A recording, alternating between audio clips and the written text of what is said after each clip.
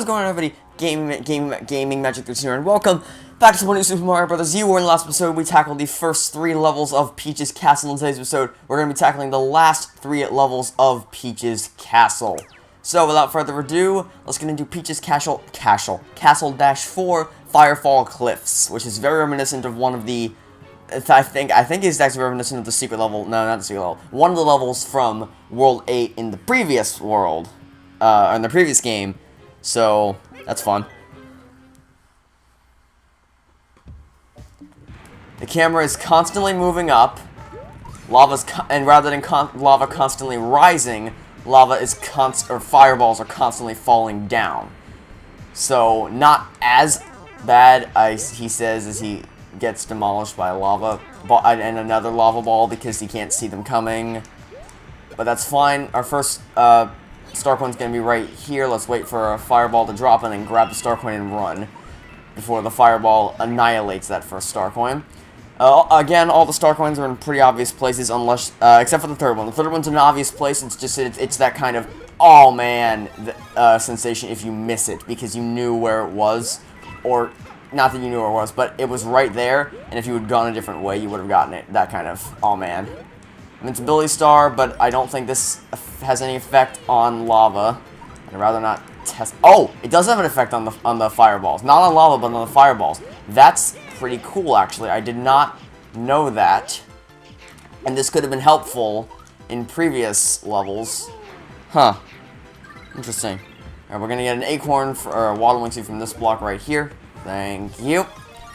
And then the second star coin is gonna be right up on that cliff right there. You see that cliff right above my head? That's where we're going. So let's fly up here. Oh, cheap. Cheap. And then camera, please cooperate. Thank you. Go up a little bit more. Just like that. Thank you. Gotta go through here. Hide for the next one to fall. Jump above it. And then grab the second star coin. And then get a move on. Cross the pit quickly. There we go. Okay. Jump over here. Yep. Yep, we're getting somewhere. And then the third one, nope, we are not going for the green gold generosity. Even though that's not what, or the green gold grabs or whatever I called it. I like how I just donned it that name, even though that's not actually what its name is. And thanks for the one-up that I did not need. Oh no, shoot. That's not good. I am now down to a single hit, so we gotta go up this central set of bricks right here to get the third star coin. Run into the side passage.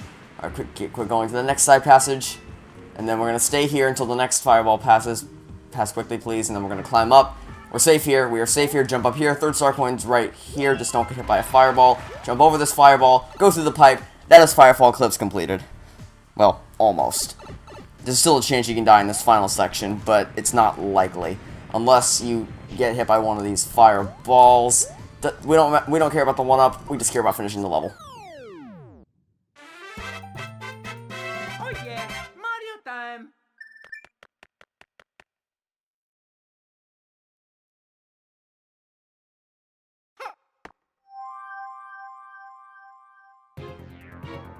Alright. Red Hot Elevator Ride. Yeah, Peach's Castle, Red Hot Elevator Ride. This is hard. And I mean, this is really hard. I'm still not using any of these because I want to save these for the Superstar Road. But it's hard. It's really, really hard. This is an incredibly challenging level. Let's just get it over with. Or maybe not get it over with and be stuck here for the next hour. Okay. What makes it worse is that the lava's constantly rising. Jump onto this immediately and then start going. Try to avoid as many coins as you can, or if you do grab coins, pick them up immediately, because if a single one of these entities lands on your thing, it will stop motion immediately. The only thing that can be on this platform is you, nothing else. And you know what? I'm going to take the risk. We are going for the ice flower. Hopefully that risk was worth it. Oh no, not worth it.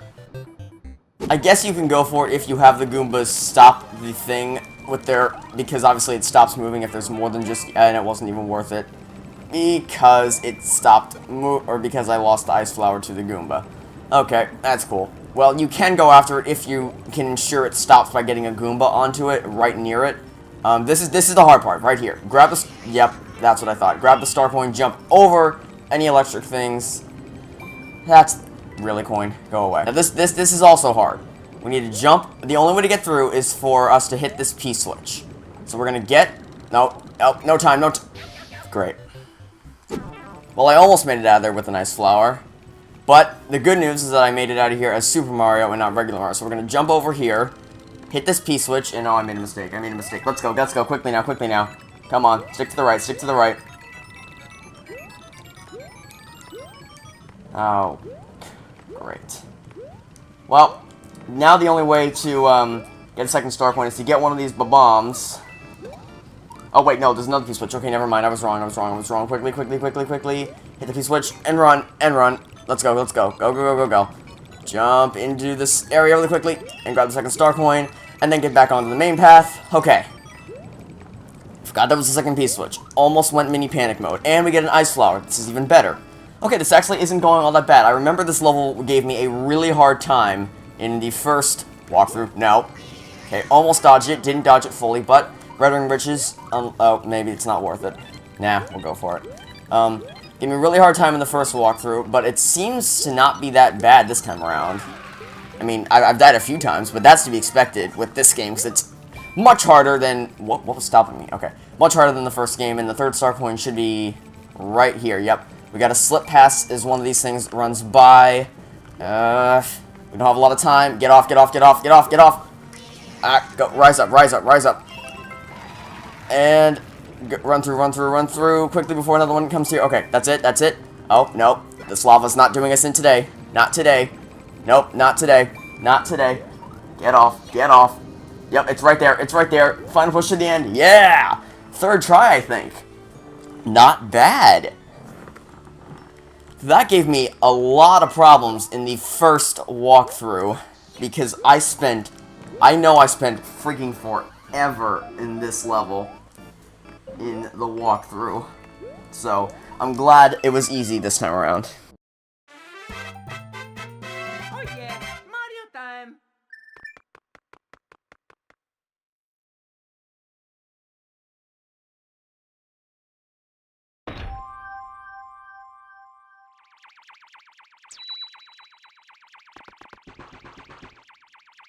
That said, we still, of course, have one last level to go. Peach's Castle, the final battle. Let's go!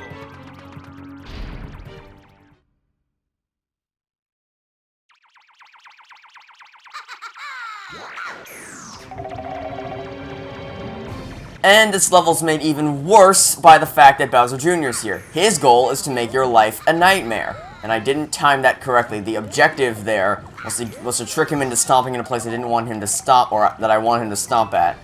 So we're gonna run, we're gonna make you stomp right here. That's, oh, nope, I couldn't escape you. We're gonna wall jump into that first one. Yeah, where are you gonna drop down?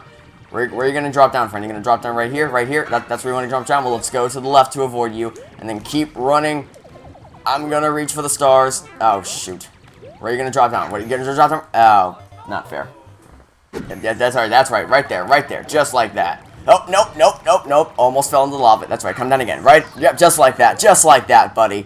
Now we're cooking with gas. All right, you want to go again? Are you gonna go perfect first time? Nope, not first time, but we're gonna get you to go again. Come on, right onto me, buddy. We're gonna trick him into busting open that brick right there to get the second star coin, and then we're gonna run right into his trap. Okay, that's fair. He's fallen into many of our traps before. So I guess it's only fair that I fell into one of his. Just so long as we can get this power up before he decimates it. Just like that. Yep, thanks, friend. Ice flower mine now. Duck beneath you. And then run. And stop right here. Yep, just as I expected. You want to try and run for a bit and then stop. Because that's generally when he's going to stop. And then he's going to do his little motion. Then he goes straight into the lava. We're going to wall jump off this right here to get it. And I ran straight into that. No! Yep, fell right into that trap too, but that's fine because the exit door's right here. Okay, that went over pretty well, not gonna lie. I really expected that to go over much worse than it did, and we get a fire flower right before we go face Bowser. This, of course, is the hardest part. We have all 3 star coins, we have them saved. Problem is, hardest part is still yet to come. So let's see how long it takes us to take down Bowser.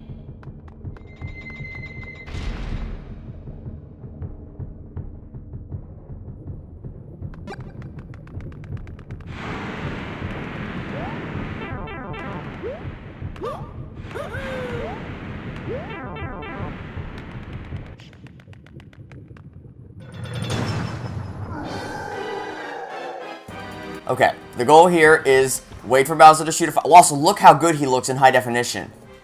And his fireballs, they all look so good in high definition. I'm temporarily distracted enough to notice the graphical fidelity of this game. Jump up, jump up, jump up, and then run underneath him, and then hit the switch.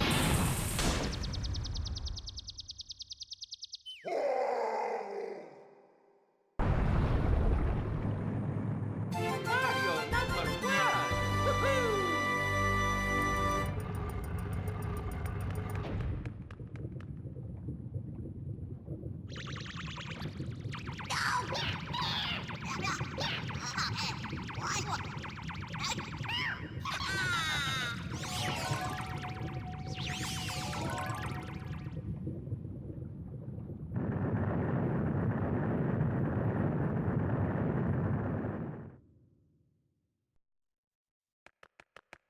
number 1! Woohoo!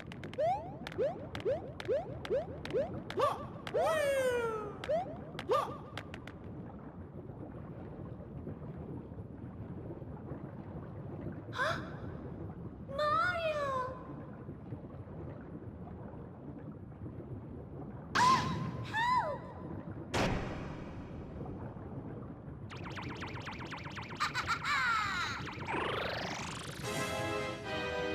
It's Mega Bowser, everybody. Oh boy. Okay. So, the goal here is don't die, obviously. He throws heat-seeking fireballs at you, which is ironic because they're fireballs. And then watch for Bowser Jr. Then stomp on top of Bowser Jr., get in his clown car. Nope, not that. Press, nope, not that. Nope, not that. Not that. Got that. Get in. Press 2 rapidly to shake above Bowser's head, and then shake the Wii Remote to pounce on top of him. Now, run to the left. Run to the left, and then immediately as soon as he turns around, run to the right to run underneath him, and then be ready to do that again. Now. There we go. You just gotta watch for his turning motion and then run back immediately so that you don't get trapped in a corner. He's gonna shoot some fireballs in the sky. Make sure you're not beneath any of those because those are gonna sting.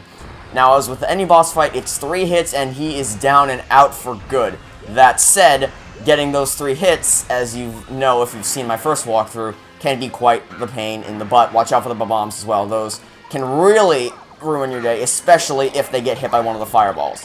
So we're going to do this again. Shake on top of his head, just like that. And as always, we're going to run. Oh, this is bad. I wasted my opportunity. Jump and run. Yep, just like that, just like that, just like that. Get ready for him to jump again, jump again, jump again, jump again, jump again. And then run underneath, just like that, just like that. Now, are you going to jump again, or are you going to go back into your regular form? Okay, you're going to go back into your regular form. Cool.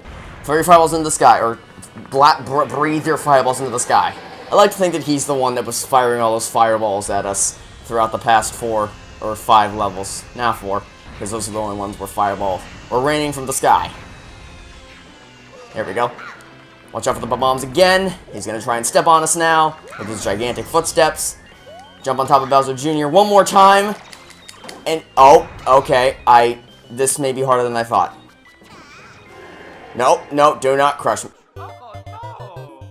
Honestly, I'm not even that mad that I died these past 2 times because they were both 100% my fault. It wasn't that Bowser cornered me and I was unable to escape. I could have easily escaped that time that I showed you. I just needed to duck under him as he tried to stomp on me rather than trying to jump over him. Oh, shoot. Rather than trying to jump over him. Oh dear, oh dear, oh dear. Like this, just like that. Actually, on the right side of Bowser this time, instead of the left, due to unfortunate circumstances. Jump on top of Bowser Jr. quickly. This is good, this is good. It's not anywhere. Oh no. It's not anywhere near Bowser, so we can't start his stomping motion. Finish him! Yeah! You're done, Bowser.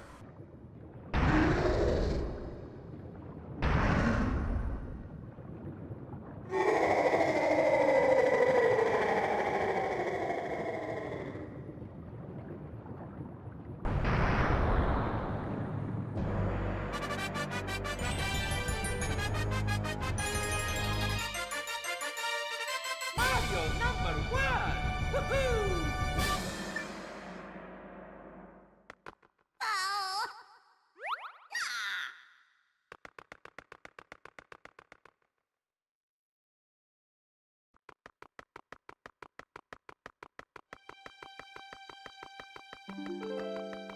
Thank you.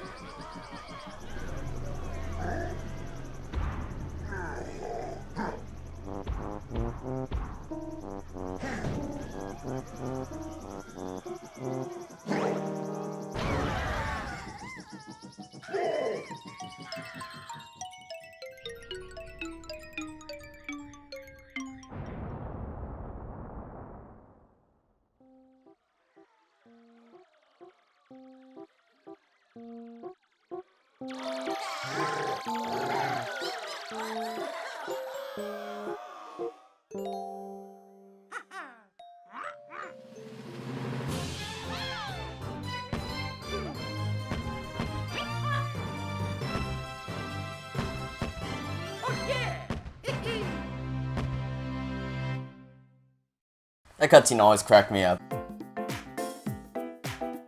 Alright. Well, as is always the case, it is about time for me to talk about the series. New Super Mario Bros. U. Reskinned version of New Super Mario Bros. Wii? Yes. Carbon copy of New Super Mario Bros. Wii? No. Same style of gameplay with new mechanics sprinkled in? Absolutely. It is definitely the harder version of the two games, but that does not mean it's the lesser game. This game contains a lot of things which greatly expanded upon New Super Mario Bros. Wii. So, let's dive right into it, I guess. We'll start with the story. Now, the story's barely there because it's a platformer game, but that doesn't mean that what is there isn't good. And the typical storyline across, I believe, all previous Mario games is Princess Peach has been kidnapped, or Toadette has been kidnapped. Mario, or Captain Toad, must save her. And while that generally didn't change anything, that generally didn't change in this game, the method was different. Rather than taking Peach from her home and making the gang try to find her, they overtake Peach's castle and turn the main four into outcasts. While the general idea is still the same, I think it's really cool that they changed up the formula. I mean, think about it. Your home base has been taken over, and now you have to take it back. So while, you know, there may not be much of a story to be told, I do like what was here. They flipped the script, and they sent them out, they dominated Peach's castle. Now you gotta run through all these worlds to get back and take over the cursed upon, lava-ridden meteor mode of a castle. So I really like what they did there. Also, shout out to this team right here, the World Map Programming team. Because, what am I going to talk about next? I want to briefly touch upon the overworld. If this or Super Mario World was your first Mario game, this means nothing to you. But Nintendo changed the overworld from disjointed worlds with numbered levels to entirely connected network of worlds with secret paths, dynamic map elements, and warp pipes that launch you across the world. It actually feels like you're traversing a world rather than jumping from one level to the next. What's even better is that it's completely seamless. The ways in which they transition between these worlds feel so natural you don't even think twice about it. And then obviously, a grasslands wouldn't abruptly come to an end right where a desert begins. But if I don't immediately shout, oh, that's not a seamless, it truly feels seamless. It's like I'm entering one world from another, truly seamless. While playing, then they did their job right. So, as far as gameplay itself, I guess the best place for me to start talking about is in terms of difficulty. Now, as is the case with the original Super Mario Bros., this game can get pretty darn hard. That said, the level of difficulty feels appropriate, and that any mistake you make, with a few exceptions, is entirely your own fault. Not that of bad game design, unlike a certain other game which shall remain nameless, where dying because of your own fault and not bad game design is the exception rather than the rule. So the beginning levels are ridiculously easy, and then the game gradually ramps up the difficulty, but it's done so slowly and so naturally that by the time you arrive at the final world, you're ready for them to throw everything they possibly can at you. The difficulty is appropriately ramped up as the game progresses, rather than jarringly escalating between worlds. Another aspect that a lot of people don't seem to talk about, but I think is critical, is where the toad houses are placed. No, I don't mean the precise latitudinal and longitudinal coordinates within the game. I mean where in relation to the other levels are they placed. And in general, the toad houses are placed relative to two permutations. After the first two levels of this world, and/or before the last few. And subsequently hardest levels in the game. Rock Candy Mines, of course, is the exception because that world is all kinds of crazy. But this is brilliant game design. Because assuming there are two toad houses per world, following the pattern I just stated, here is what this... Oh, wait. Looks like the credits have come to a conclusion.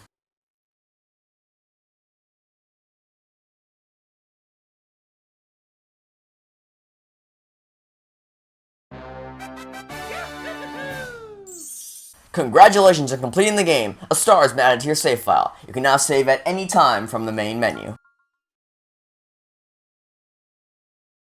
You can now use the pipes to get to a secret island. Hop in a pipe and check it out.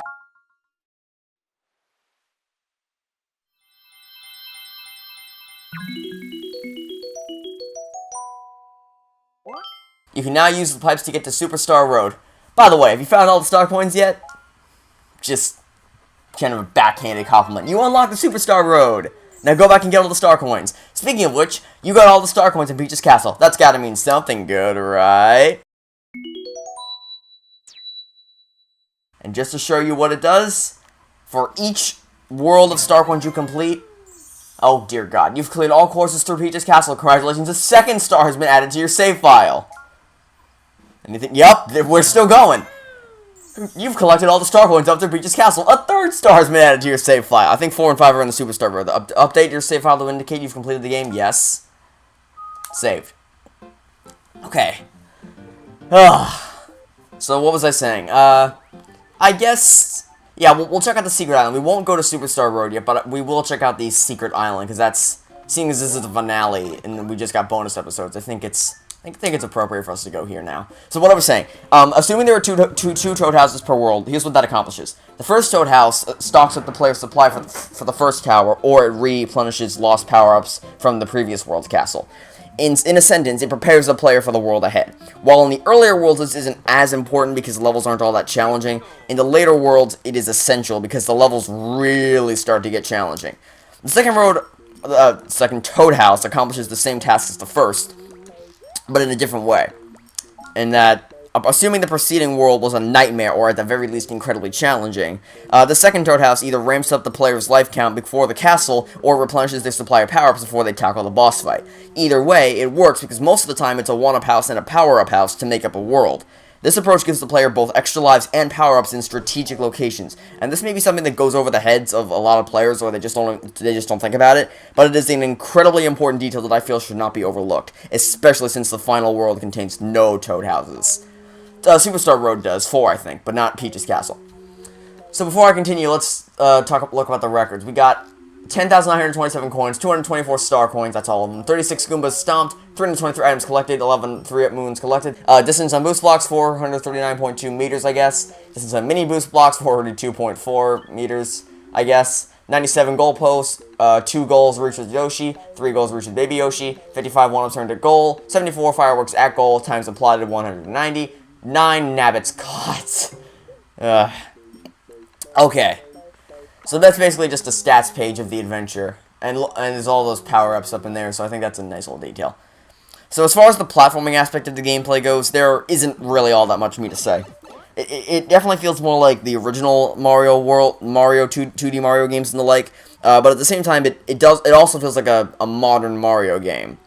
Modern Mario platform, and it's the same gameplay style with updated graphics and sound pack. The only thing I guess I could expand upon is the new mechanics that they added. So that'd be the Baby Yoshis, the new Toad House gameplay, the boost mode, and the new power up. So let's start with Baby Yoshi since he's going to be right around the corner. Yep, he's right up there. Also, all the Toad Houses have opened up again as they did in the first game. Unfortunately, I can't go Mad Mode again because there's only so much space, but this is going to be helpful if we ever need to get more power-ups for Superstar Road. So let's start Baby Yoshis. I don't hate them, but more definitely could have been done with them.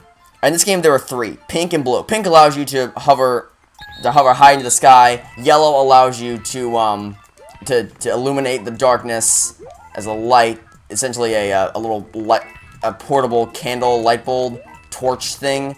And then the blue allows you to eat other enemies and encase them in bubbles. So one is overpowered, the other one's underpowered, and then, well, actually, 2 of them are, one of them's overpowered, one of them's underpowered, and then one of them is appropriately balanced. Can you guess which ones they are? Blue's overpowered because there's no limitations on it. Yellow is appropriately balanced because you can't infinitely create the light, and then pink is underpowered because you just kind of float there with no consequence. And they don't contribute anything all that useful to gameplay because of how few and far between they are. They're not that frequently encountered. So if they were going to have them, they should have done more. And maybe in addition to a regular Yoshi, they could have them in the question blocks as well. So maybe instead of getting a regular Yoshi, you get Mini Yoshi. This obviously doesn't work in levels like Yoshi Hill, but, you know, something to sprinkle in along the way.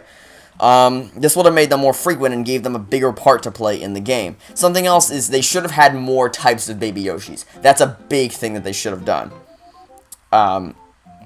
You know, like, for instance, maybe you have an orange one that allows you to float in a bubble for a few seconds, maybe to cross over a gap. This would obviously have to be limited by it's only a 2-second or a 3-second thing, and it's not constant.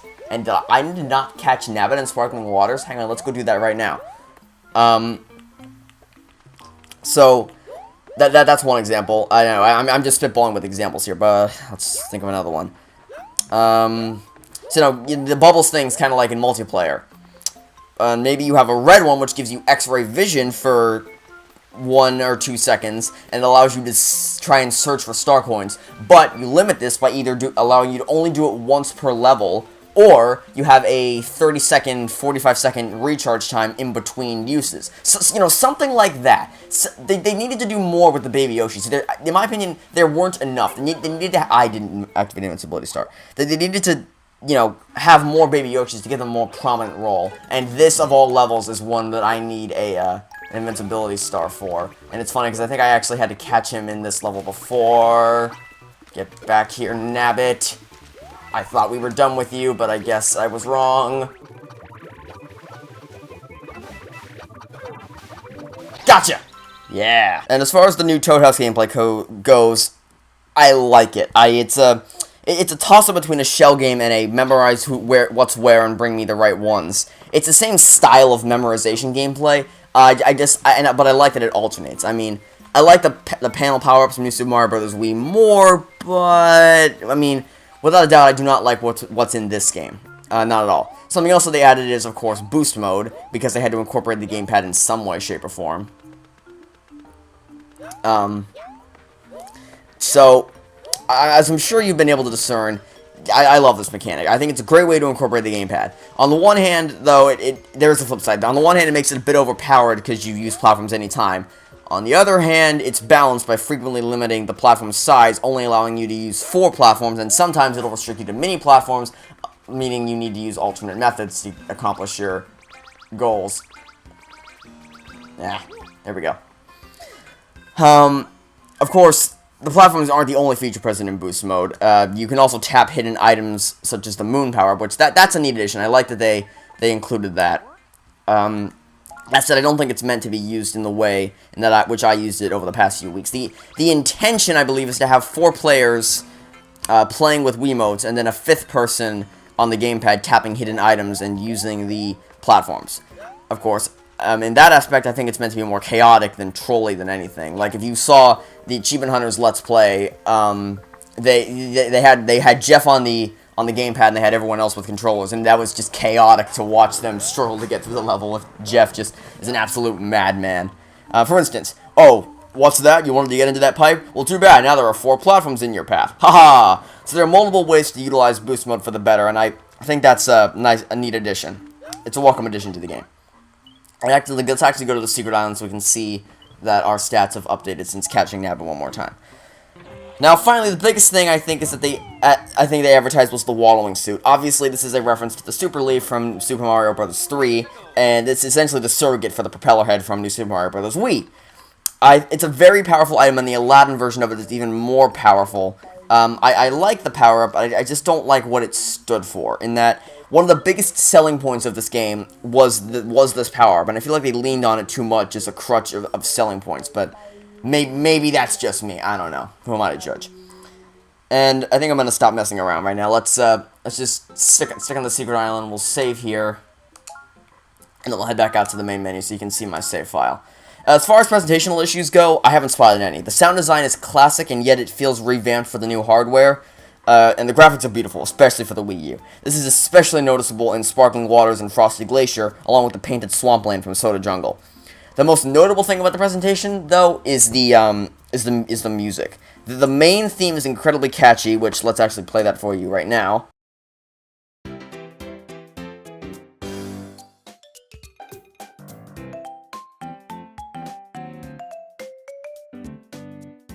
I absolutely love the fact that each world, save for Sparkling Waters, plays this exact same theme, but there's a different feel to it. And it's hard to describe, but Layer Cake Desert's remix of this theme feels like something out of Aladdin with that acoustic guitar strum, that kind of thing. Frosted Glacier has the jingle and the chipperness of a holiday theme song, but also has the same theme going on. So the Jungle has the bongos of a Tarzan song, but also has the same theme playing. Each world plays the same theme, but with a different atmosphere, a different feel to it. I don't know how to describe it, and I absolutely love it. But there is one major complaint I have, and it has to do with the levels where the camera, it's constantly scrolling. You can't control it, but specifically boarding the airship Moraine Clouds. You saw very frequent deaths on that one because the camera was moving too darn slow and I was moving too fast for it to keep up with me. And yeah, people are probably going to tell me, if you were a little bit patient, that wouldn't happen. Okay, that's correct. However, why should I have to dead stop or change my trajectory just to not die and run into something I can't see coming? I mean, I've never had to do that in any previous airship levels, and it brings the pacing of the entire level to a screeching halt. It's a shame, because in general, it's an interesting premise. You have to board the airship rather than being kidnapped and being already on the airship. But to sum it all up, New Super Mario Bros. U mixed up the story from the stereotypical kidnapping plot, added a fresh new overworld which was more than welcome, appropriately ramped up the difficulty as the game progressed, and added new gameplay mechanics which gave the game a fresh feel to it. Overall, New Super Mario Bros. U is a great game that offers the nostalgic value of classic Mario games and the modern feel of games like Super Mario 3D World. If I had to assign a number, let's give it a 9.5 out of 10. And as you know, my Let's Plays serve a few purposes. Helping you guys get 100% of the game if you already have it, allowing myself a nostalgia trip down memory lane, hopefully cheering a few people up, and helping those who are on the fence about the game make a conclusive decision as to whether or not to purchase it. So would I recommend this game to you guys? Absolutely. Why? Because it's a platformer game. It's harder to form a convincing argument with a puzzle game like Captain Toad Treasure Tracker because the answers are all in my walkthrough. But with a platformer, there's a whole lot left to be discovered. I skipped over a lot of hidden areas that I was only really focused on collecting the star coins and secret exits. So there's a lot left for you to discover on your own. And you just happen to have a helpful guy here to find those star coins and secret exits should you need to. Plus, the game is a blast to play in multiplayer. So why not invite some buddies over and bounce off each other, literally, in a mad dash to the finish. On top of that, I didn't even touch on the challenge mode, since this was a story mode Let's Play. So I didn't even touch on this mode yet, but there's a whole lot to explore, and let me tell you, this will give you a run for your money. Long story short, there's a lot that I didn't explore in my playthrough, so be sure to check this game out for yourself and see what else there is to explore. And that's all I have to say for this one. Those are my thoughts on the walkthrough on the game. And that's pretty much it. I'm not going to be doing New Super Luigi U. I haven't even played New Super Luigi U, fun fact. I started it, but I never got around to finishing it. Maybe one day I'll play through it, and maybe I probably won't make a walkthrough, but I may play it one day if I get around to it. But to me, it just seems like a needless reskin for the gear of Luigi. I don't know, maybe that's just me, but you know what, it came bundled with the Wii U, this game came bundled with the Wii U, and this bundle came with both Mario U and Luigi U, so why not, I guess.